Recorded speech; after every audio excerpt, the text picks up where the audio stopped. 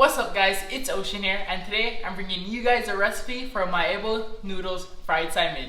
Let's get started.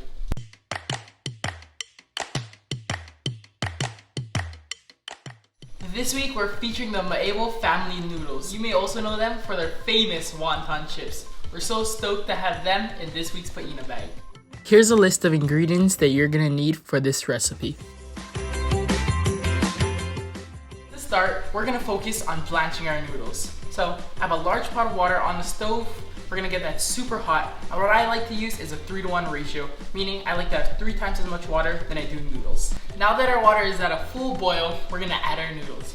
So what I like to do is to take little bunches like this and kind of break the noodles apart from each other. We don't want them to ball up. When you add your noodles, it is going to reduce the temperature of the water. That's why we want to have it at a full boil before we add our noodles. What we're going to be doing is we're going to be lifting our noodles because we don't want to break them apart by stirring it around. And this is just going to go for about 2 to 3 minutes. Now that our noodles are done blanching, we're going to take them out of our pot.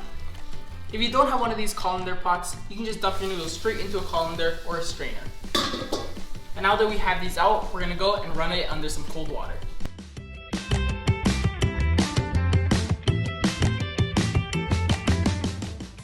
Now the most important part of that blanching process is to make sure that that water was scalding at a full boil and it's just super hot, because we want to get those noodles in and we want them to cook.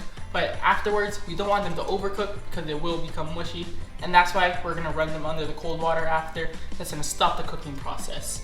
And now that our noodles are cooked, we're gonna wring them out good. And then I have a baking sheet right here with some paper towels. Just make sure you have something to catch the liquid under it.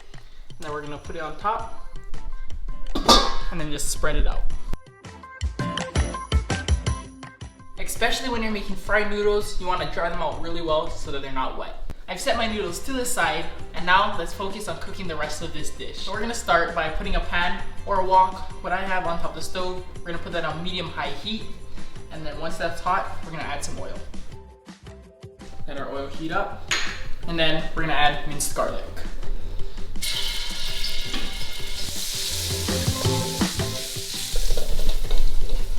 Stir it around until it gets a nice golden brown color.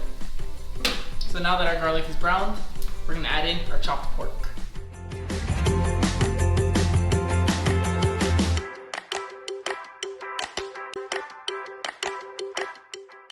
My pork is fully browned. It took about 3 minutes, and now I'm gonna put a little bit of salt. Not too much, just to give it a little bit of seasoning. Mix that in. And now we're gonna add in our shrimp.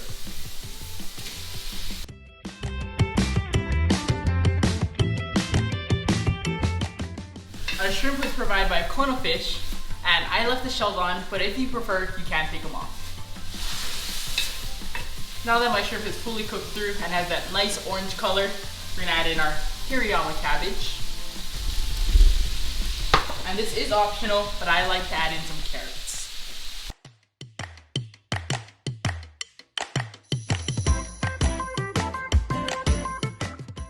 Our veggies only need a minute or so on top of the fire, so now we're gonna season it up. Here, I just got some shoyu. Add this in. And then some oyster sauce. We're just gonna put a couple splashes of that. And stir it in.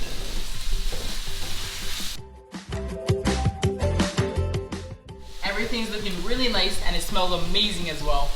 So now we're gonna add in our noodles. Make sure not to get your paper towels inside of there. For this part, I'm actually gonna take 2 wooden spoons, and we're not gonna stir. We're gonna go from the bottom, and we're gonna fold everything in.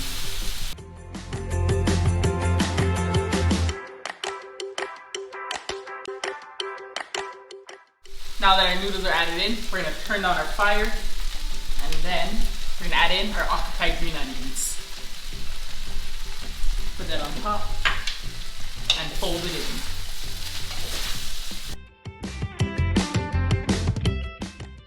And if you would like, you can add some roasted garlic to your fried Saimin to just give it another pop of flavor. You can do your final taste test, but I think mine is good to go.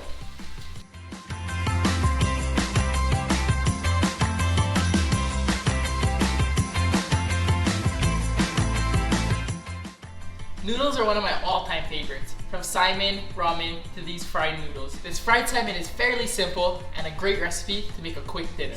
Until next time, bye guys!